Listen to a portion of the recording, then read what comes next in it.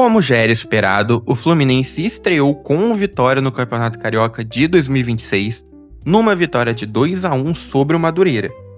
A última vitória do Madureira num confronto contra o Fluminense ocorreu, acredite, no dia 18 de janeiro de 2014, pelo placar de 3-2, também no Campeonato Carioca, já que é o único campeonato onde os clubes se enfrentam. Fluminense manteve essa invencibilidade de 12 anos e, como eu falei no começo do vídeo que era de se esperar, o Fluminense venceu, mas não foi fácil. Já vou deixar aqui logo de cara, para matar 80% de algumas críticas e comentários que podem gerar nesse vídeo, que é o seguinte: esse jogo não serve para empolgar, mas serve para identificar futuros problemas. Então guardem bem essa frase. A gente vai analisar esse vídeo com 3 regras muito claras: as dos novatos, a dos remanescentes e a lógica final. Mas antes, só para cumprir tabela aqui, já curte e comenta no vídeo, tá bom? Você do TikTok republica também. E você do YouTube, curte, comenta e compartilha para chegar a mais pessoas.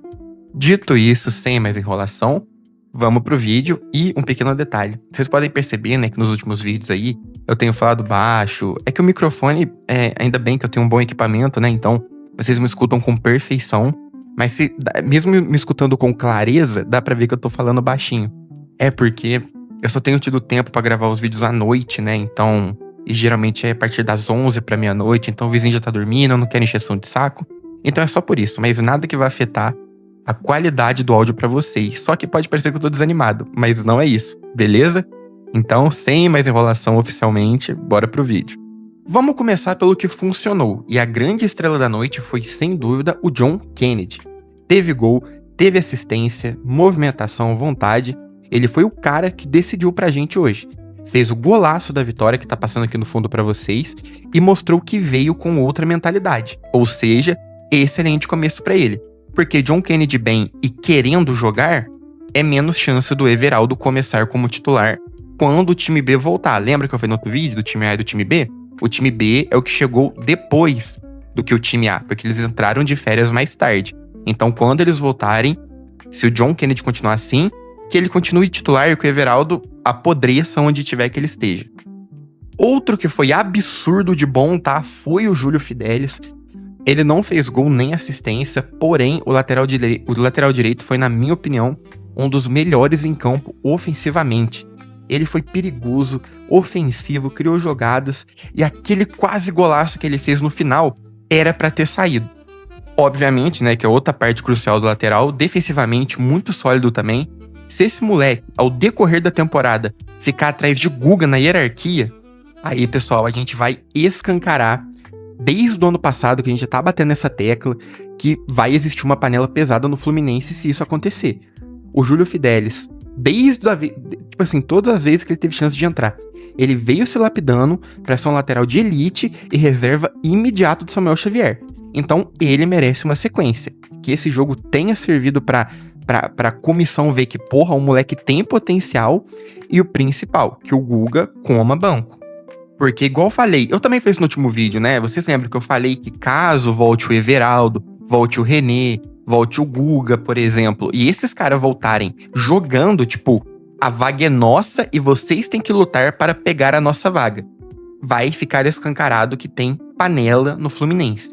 Então eu espero que o Zubeldia venha para quebrar esta maldição da panela que sempre teve no Fluminense, né? Nesses últimos 3 anos aí, que ficou protegendo o medalhão, que o medalhão jogava mal e não saía. Aí veio Everaldo, que jogou 58 jogos e fez 8 gols. Tipo, pessoal, isso não existe, entendeu? E John Kennedy sempre entrando com o time reserva ou faltando minutos pra acabar o jogo, né? Então, finalmente, John Kennedy tá começando a temporada, jogando, jogou o tempo todo, se não me falha a memória. Se foi substituído, acho que foi lá pro finalzinho do jogo, mas teve minutagem em sequência e correspondeu. Um gol, uma assistência. Boa partida do Fidelis e do John Kennedy, que pra mim foram os melhores da partida hoje. Claro, pessoal, eu não vou falar de todos os jogadores, né? Alguns eu vou dar uma resumida, porque senão o vídeo vai acabar ultrapassando os 10, 12 minutos que vocês estão acostumados, né? Não é um vídeo de análise individual. Se eu fazer o vídeo pós-jogo mais análise individual, o vídeo vai pra 30 minutos, 20 minutos, né? Então, eu vou deixar aqui meu reconhecimento, tá? De performances ok, né? E ok não é ruim, não. Ok, partida normal é uma partida regular, ou seja, isso é bom, né? Aquela famosa partida dentro do esperado, que é positiva. Que pra um primeiro jogo, claro, dos que estão chegando, já não tão positiva pra quem já é de casa, mas eu vou chegar lá. Falando então das partidas positivas pro primeiro jogo desses atletas, eu me refiro a Santiago Moreno, mostrou muita técnica e foi um dos eixos do ataque. O Wallace Davi tocou muito na bola no primeiro tempo e se mostrou uma opção válida, né? O James também, cara, na zaga foi seguro, acionado na saída, não teve susto. Você via que o James parece que não sentiu o peso da camisa. Tudo bem, é uma Madureira. Lembra aquela regrinha que eu falei lá no começo do vídeo? Então, lembra dela nessa análise aqui desse vídeo. Então o James jogou seguro, leve, o James dribla, ele avança sem perder a bola. Sabe o Freitas, galera, quando o Freitas saia correndo igual um maluco e bicudava a bola e ela ia pra casa do chapéu? Com o James é diferente, ele avança e sabe o que tá fazendo, ele toca certo, não erra passe. Foi extremamente seguro e excelente partida de estreia pro James também. E claro, o Lescano, autor do primeiro gol, mostrou que tem chegada e pode ser útil. A gente sempre pediu esse cara, ele e o Lavega. Lavega foi emprestado, então não é mais problema nosso. Quando ele voltar do empréstimo, a gente analisa a temporada dele com calma agora no Coritiba. Então nem vou falar dele, mas falando do Lescano que está aqui, quem diria, né, pessoal? Se ele tivesse uma chance digna e jogasse de verdade, ele não faria o seu primeiro gol, não faria boa partida de chegar na área e infiltrar, né? A gente perdeu tanto tempo com o Lima, tanto tempo com o Nonato. Então, enfim, esses caras cumpriram a função contra o time pequeno, que é jogar minimamente bem. Na verdade, eles cumpriram a função, que é jogar bem, e a partida. E o mínimo que eles podiam fazer era jogar ok. E eles fizeram os dois. Então, boa partida até aqui. Claro, Guilherme Arana também fez café com leite ali, né? Regularzão, defendia, atacava, seguro, enfim. Guilherme Arana dispensa comentários, né, pessoal? Pelo amor de Deus. Agora a gente vai à parte que importa aqui pra mim do vídeo, né? Lembra a regra dos jogadores que eu falei lá no começo? Pois bem, dos jogadores que já estavam aqui. E aqui, com eles, não tem essa de é começo de temporada, tem que apoiar, temos que bater palma. Não. Se o cara foi mal em 25, foi mal contra time grande, foi mal contra time pequeno, foi mal contra time médio. E adivinha como eles começaram 2026? Pois é, mal. Isso não é fase, é limitação. E os dois nomes que se encaixam nisso perfeitamente é Igor Rabelo e Otávio.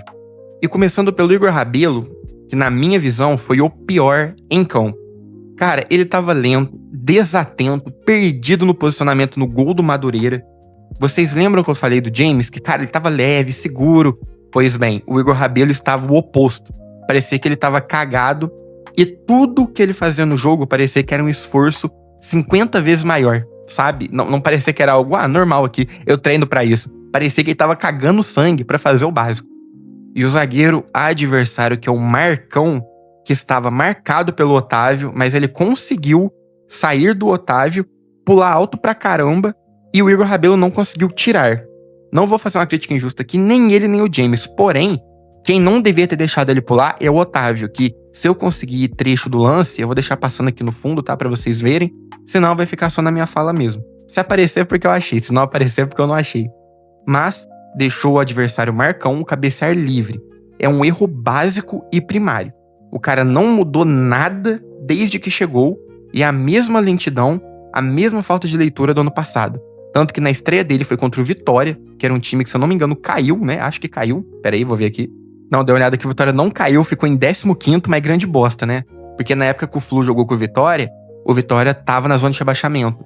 E adivinha, a gente ganhando jogo seguro, o Igor Rabelo vai lá e me é expulso, cara. Então, partida dentro do esperada, que é uma partida ruim dele. Lembra que no último vídeo eu até falei, vamos torcer pra ele e o James ser uma boa dupla. Que ele e o James sendo uma boa dupla, o Freitas não entra. Porém, né, infelizmente, com essa coisa aí, o Freitas vai acabar voltando inevitavelmente. E o que falar do Otávio, né, pessoal? Bom, ele foi sumido do jogo, zero impacto, zero criação, zero desarme, era passe pro lado e pra trás, pro lado e pra trás. O meio-campo melhorou quando ele saiu, e ele é a prova viva de que algumas contratações passadas foram feitas sem o menor critério técnico.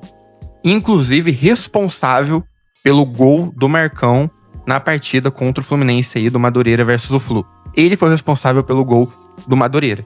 Claro, quando eu falo que ele foi responsável, o mérito do Marcão, que conseguiu desvincular dele e dá um puta pulo alto pra cacete. Tranquilo.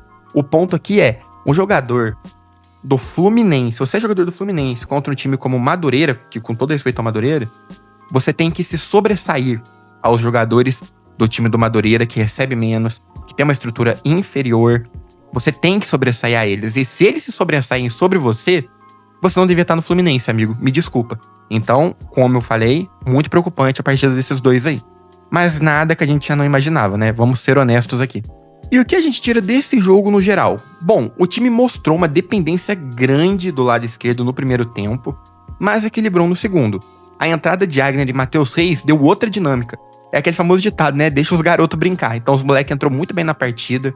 O sistema sem um técnico na beira do campo funcionou, que era uma preocupação minha. Mas claro que o Zubeldia, quando voltar, fará os ajustes dele. Mas agora eu repito a lógica que eu falei no começo e que é o ponto mais importante. Esse jogo não serve pra dizer que o Fluminense tá voando, mas serve pra mostrar quem, individualmente, não pode jogar no Fluminense neste ano e nem nesse nível, caso permaneça. Time pequeno, início de temporada, é justamente a hora de você mostrar serviço, mostrar quem merece a camisa. John Kennedy, Fidelis, Wallace, Qual que é o nome do outro, galera? Fugiu. Lescano, eles mostraram. Igor Rabelo e Otávio, dentro do esperado, escancararam uma limitação que a gente já conhecia. É um alerta amarelo, ou até vermelho aí para a comissão técnica.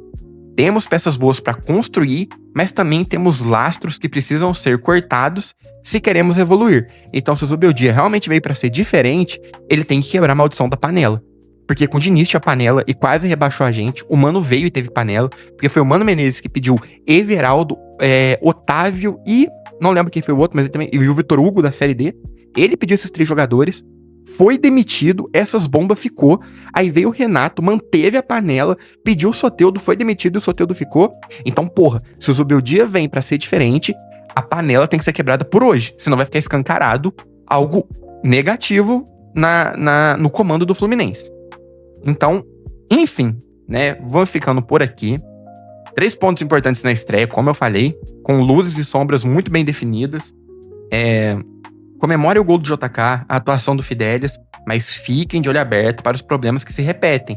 A temporada é longa e o nível vai subir muito.